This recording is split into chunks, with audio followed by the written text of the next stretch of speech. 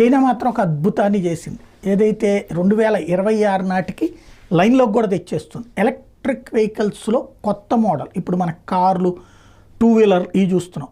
అది కాకుండా ఒక మినీ ఫ్లైట్లే బై రోడ్డు మీద నడుస్తూ ఆకాశంలో తిరగగలిగేటటువంటి వాటిని తాజాగా ఓకే చేసింది. 2026 నాటికి 10,000 ఏడాదికి తయారవుతున్నాయి.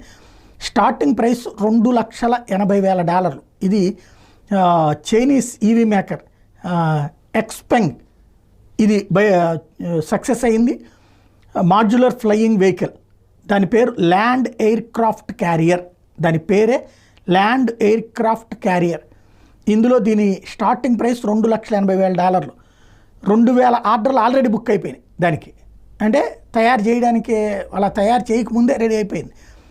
5 నిమిషాలలో ఎయిర్ క్రాఫ్ట్ గాల్లోకి లెగుస్తుంది. ఎయిర్ క్రాఫ్ట్ క్యాబిన్ 2 ఉండటానికి